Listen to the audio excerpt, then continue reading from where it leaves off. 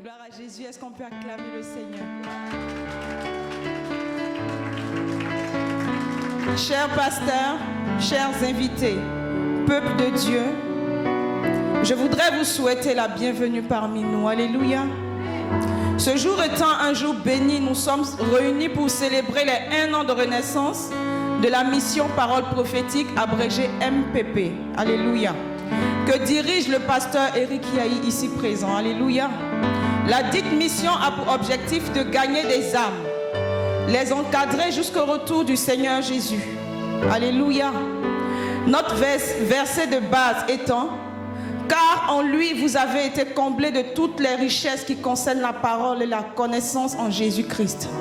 Et ceci vous le trouvez en 1 Corinthiens 1 verset 5. Alléluia. Gloire à Jésus. Alléluia. Est-ce qu'il y a un peuple de Dieu qui peut acclamer le Seigneur? Nous sommes fiers de vous compter parmi nous pour célébrer à jamais la grandeur et la gloire de notre Seigneur Jésus. Sur ce, moi, Madame Eric Yahi, je déclare ouvertes les festivités de cet anniversaire perfection de la mission Parole prophétique. Je vous remercie et que Dieu vous bénisse. Il veut voir de toi, il veut faire de toi un adorateur. Il s'est levé sur son trône. Dieu s'est levé sur son trône. Et il cherche une seule personne qui aura la capacité de le faire descendre dans ces lieux. C'est de par ton adoration que tu vas te distinguer devant le royaume de Dieu. C'est par rapport à ce que tu diras que Dieu se déplacera pour toi. C'est par rapport à ce que tu feras que Dieu bougera de son trône. Donc laisse-toi emporter dans la mouvance de l'esprit.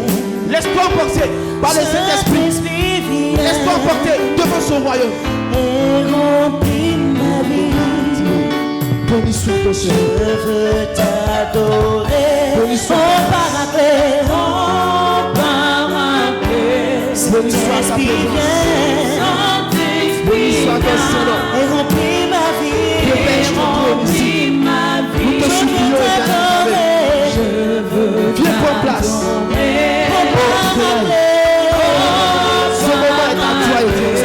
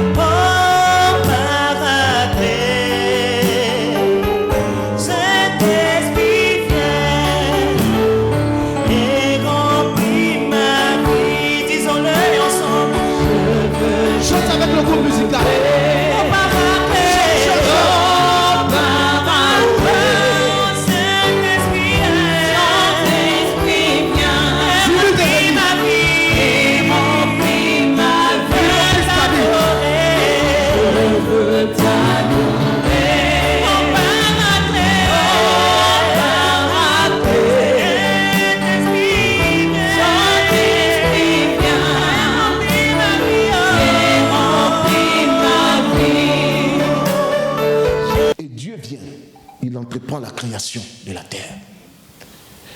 Lorsque l'homme va pécher, il va encore détruire la terre avec Noé. Et il va entreprendre encore le repeuplement de la terre. Je veux dire à quelqu'un, remarquez très souvent, les gens qui ont une grande destinée, les gens qui ont une prophétie sur leur vie, ont une histoire et un parcours qui n'est pas forcément linéaire avec Dieu. C'est pourquoi Jésus dit, la parole de Dieu dit, ne touchez pas à mes oins. Parce que Dieu a une manière de former ses enfants. Ceux qu'il s'est appelés et qu'il s'est choisis. Et quand tu vois un oint de Dieu traverser une situation, je suis très bien placé pour vous parler de ça. La situation que l'homme de Dieu ou que le frère ou la sœur traverse. Toi qui ne comprends pas sa relation avec Dieu, tu vas vouloir le juger, le condamner. Mais il est plutôt en train de passer par une formation avec le Seigneur. Et Dieu veut la guérir pour le faire entrer dans une dimension de gloire. La Bible déclare que si le grain de sénévé ne tombe en terre et ne meurt, il ne peut régermer. sans avoir connu l'épreuve, sans avoir connu l'humiliation. Même Jésus n'a pas dérobé à la règle. La Bible déclare que dire qu'il est monté aux cieux et qu'il s'est assis à la droite de Dieu le Père signifie au préalable qu'il est descendu aux enfers. Et si tu es à l'image de Jésus, avant de connaître une gloire, tu descendras aux enfers. Moi qui vous parle, je suis descendu aux enfers à un moment de ma destinée. Mon frère qui est là, à un moment de sa vie, il est descendu aux enfers. Mais ce qui fait la marque des grands, des héros, des oints de la foi, c'est que l'enfer ne les retient pas. Et je vais déclarer à quelqu'un ici ce soir que l'enfer ne te retiendra pas. Je vais déclarer à quelqu'un que l'enfer ne te retiendra pas. La Bible déclare que Jésus-Christ est mort, mais le troisième jour, la terre a vomi mon Jésus-Christ, parce que la terre reconnaissait en lui la marque du Dieu vivant tout-puissant, que la Bible appelle Jéhovah Jireh, Jéhovah Shammah, Jéhovah Nessi, Jéhovah Rapha, Jéhovah Tsidkenu, El Gibor, El Shaddai, Adonai. Dans le Nouveau Testament, le lion conquérant de la tribu de Juda, l'étoile brillante du matin, le consommateur de la foi, la porte des brebis, l'agneau de Dieu qui ôte le péché du monde. L'enfer ne te retiendra pas. Bien parmi ses frères. Mais le jour que la prophétie est tombée sur lui, il est descendu aux enfers, en Égypte. Lorsque la prophétie tombe sur toi, il faut savoir que le contraire va commencer par se manifester. Tu vas descendre aux enfers. Lui, Jacob, qui devait donc être celui-là qui devait régner dans sa famille à cause de la prophétie, à cause de la promesse. Même sa propre mère qui l'a soutenu dans cette affaire, lorsque ça a commencé à dégénérer, elle lui a dit, moi-même je sais que Dieu est avec toi, mais au stade où ça est arrivé là, je ne peux plus rien faire, il faut fuir. Il y a des gens sur qui tu comptais. Tu te disais que même si c'est chaud, comment il va m'aider, parce que lui il sait ma vie, il sait d'où je viens avec le Seigneur, elle sait qui je suis. Mais c'est ces personnes-là même au jour du rendez-vous de l'enfer qui te disent, à ce stade où je suis arrivé avec toi, je ne peux plus rien faire, que ton Dieu t'accompagne. Certainement quelqu'un a déjà entendu ça dans sa vie. Mais laisse-moi te dire que lorsque cette parole t'a été donnée, tu es en orbite et tu es positionné pour entrer dans la seconde gloire. Et la multiplication du chiffre 7. Donc 2 fois 7. Or, le chiffre 7 est le chiffre de la perfection. Et le chiffre 7 lui-même, quand vous allez en Israël, on vous dit chaque 7 ans est déclaré une année de libération, une année de relâchement. Je vous explique ce que c'est. Je dois à quelqu'un en 2000. Je n'ai pas pu rembourser la personne jusqu'en 2007 en Israël. Celui à qui je dois annule toutes mes dettes. Celui qui était en prison depuis 2000, en 2007, on le libère. Et quand tu lis bien même le passage, quand on te libère, celui même qui t'a mis en prison, c'est celui qui paye ton transport pour que tu rentres chez toi à la maison. Donc chaque 7 ans, c'est une année de restauration, de délivrance et de libération des captifs. Nous sommes entrés dans le 3e millénaire à partir de 2000, l'an 2000. Et en 2007, nous avons eu la première année de relâchement. Certainement, à cette époque, tu n'avais pas la révélation. Mais en 2014, tu as la révélation. Alléluia. Et je te dis aussi que le chiffre 14 est le chiffre de la fécondité. Lorsqu'une femme est dans son cycle, c'est à partir du 14e jour qu'elle commence à féconder. Si l'homme va avec elle, la grossesse peut se produire. Je veux dire à quelqu'un ici que cette année 2014, c'est ton année. C'est pourquoi c'est à la 14e année de sa présence dans la maison de Laban qu'il est sorti. 14 ans après avoir servi Laban, Jacob est sorti. Je viens déclarer à quelqu'un ici ce soir que ta 14e année est la fin de tes souffrances sous le pouvoir, sous la domination de Laban. Le Laban qui a longtemps contesté ton enfantement, qui a longtemps contesté ton travail, qui a longtemps contesté ton mariage, qui a longtemps contesté tout ce que tu entendais et que tu entreprenais, cette année ça a obligé de relâcher ses grâces, ses bénédictions, ses faveurs et de te dire, tu mérites mieux que ça, va maintenant, possède ton trône, règne, domine et prospère selon que Dieu le veut et l'a décidé pour toi. Est-ce que quelqu'un peut me dire amen? Petit frère, Isaac était le fils de la promesse. Donc on ne peut pas considérer Isaac comme le deuxième fils d'Abraham. Il était le fils de la promesse. Bien qu'Abraham ait eu Ismaël, C'est pourquoi quand Dieu a parlé à Abraham, il lui a parlé en des termes clairs. Il dit, prends ton fils, ton unique. Unique veut dire, il n'y a pas un autre. Est-ce que quelqu'un est d'accord avec moi? Donc Isaac a reçu la tradition juive. Il sait que le père bénit toujours l'aîné dans la famille. Et dans sa pensée, c'était la tradition qui devait s'accomplir aussi. C'est-à-dire, lui, à sa mort, avant de mourir, il devait bénir son premier fils.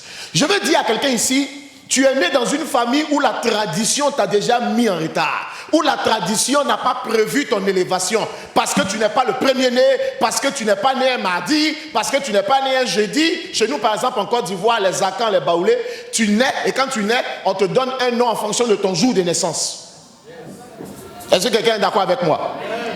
Et dans certaines familles, dans certaines tribus, dans certaines ethnies, lorsque tu viens en 10e position, si tu es le 10e fils, si on était à l'époque avant la colonisation, on te tue parce que tu es un signe, un mauvais présage. On tue le 10e, on tue certainement le 8e, on tue le 11e, en fonction de nos traditions.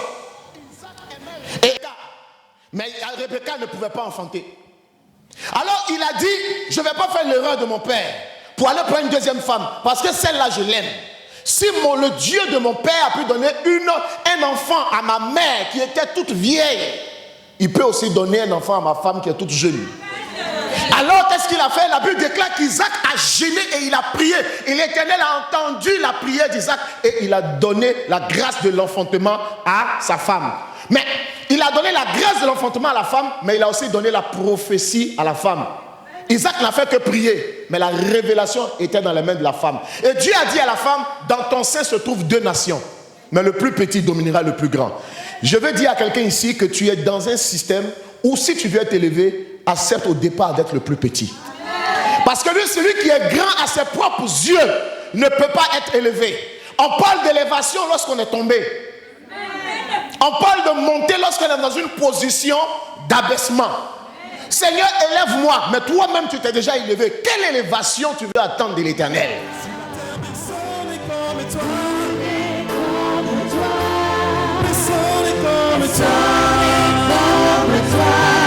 J'ai vu des dieux qui ont des yeux, mais qui ne voient pas. J'ai vu des dieux qui ont des mains, mais qui ne peuvent pas tenir. J'ai vu des dieux qui ont des pieds, mais qui ne peuvent pas marcher. Mais toi, l'Éternel des armées, d'âge en âge, tu restes le même. Tu es puissant, nul n'est comme toi. Personne n'est comme toi.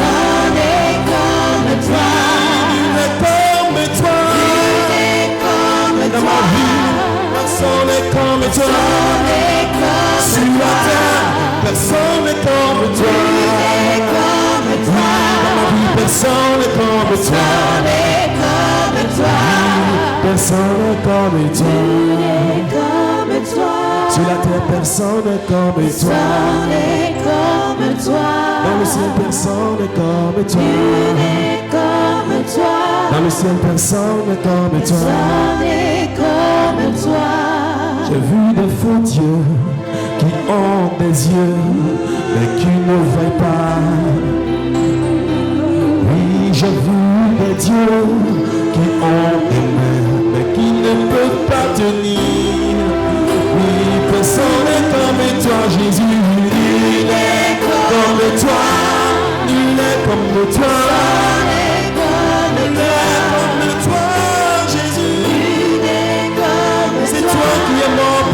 À la croix, j'ai donné ta vie pour moi. Il n'est comme toi. Dans le monde, il y a beaucoup de gens, même à l'église, il y en a, toujours c'est les mêmes qui tombent. Mais aujourd'hui, tu as pu tomber parce que tu as reçu sur l'onction de pouvoir imposer les mains aux autres, que Dieu aussi soit délivré. Mais il faut que tu changes. Maintenant, Dieu nous a donné ce pouvoir d'aller délivrer les gens dans le monde. Ils ont besoin de Jésus-Christ de Nazareth. Vous avez honte de parler autour de vous, mais dites, annoncez. Si la personne a des problèmes, il vient à l'église, on lui impose les mains, il est déchargé. C'est le contenu de la bonne nouvelle. C'est pas non, tu vas avoir l'argent, mais c'est un pouvoir que Dieu te donne. C'est une puissance que Dieu te donne. Et nous tous, nous l'avons. importe l'objectif que tu dois atteindre, peu importe la nouvelle qu'on t'avait dit depuis le début de l'année, le diable ne pourra pas arrêter ce que Dieu a décidé de faire avec toi.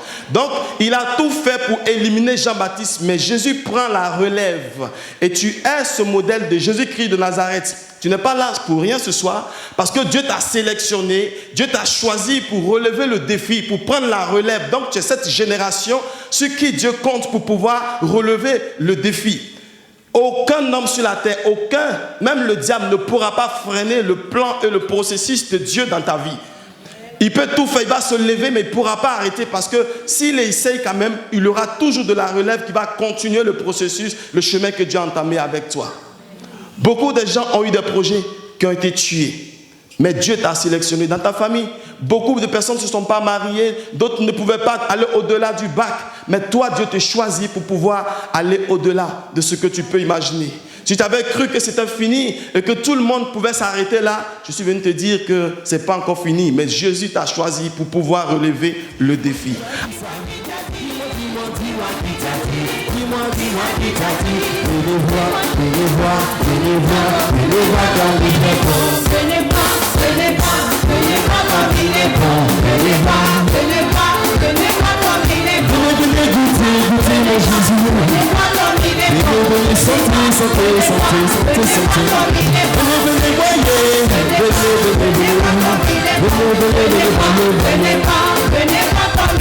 Qui t'a dit que Jésus n'a pas le mariage? Dis-moi qui t'a dit. Qui t'a dit que Jésus n'a pas la joie? Dis-moi qui t'a dit. Qui t'a dit que Jésus n'a pas le bonheur? Dis-moi qui t'a dit. Mais qui t'a dit que Jésus en est coincé? Dis-moi qui t'a dit. Qui t'a dit que Jésus ne se réjouit pas? Dis-moi qui t'a dit. Qui t'a dit qu'appel de Dieu c'est pour les pauvres? Dis-moi qui t'a dit. Qui t'a dit qu'appel de Dieu c'est pour les noirs? Dis-moi qui t'a dit. Qui t'a dit? Qui t'a dit, t'a dit. Dis-moi. Dis-moi qui t'a dit. Ma soeur, dis-moi. Dis-moi qui t'a dit. Mon frère, dis-moi. Dis-moi qui t'a dit. Qui t'a dit ça? Qui t'a dit. Dis-moi qui t'a dit ça? Dis-moi qui t'a dit. Dis-moi qui t'a dit ça? Dis-moi qui t'a dit ça?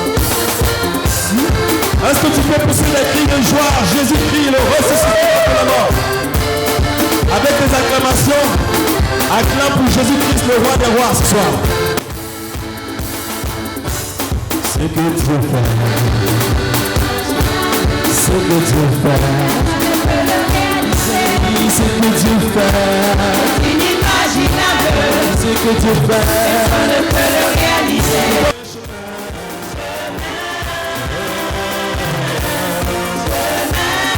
Je marche au milieu de la mort, je ne fais aucun mal dans ce bâton de rassurer.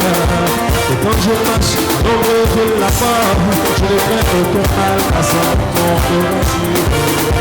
Je sais qu'il mourra un jour.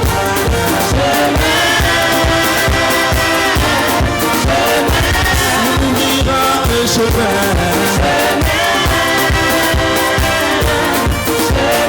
Jésus ouvrira un chemin.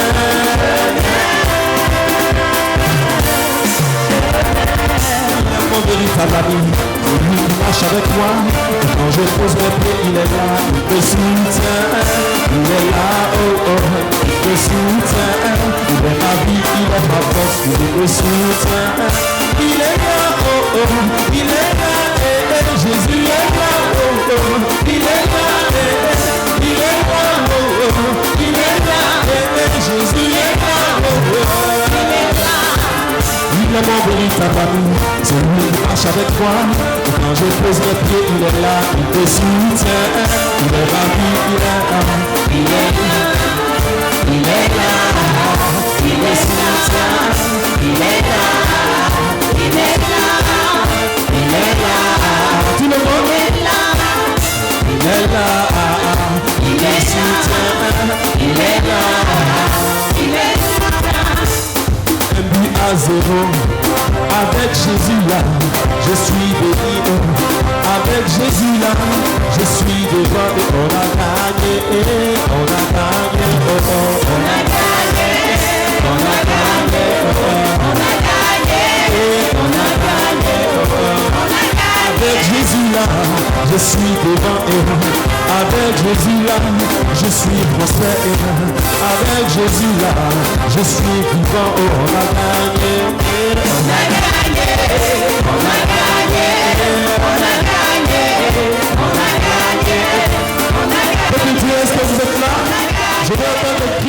avec qui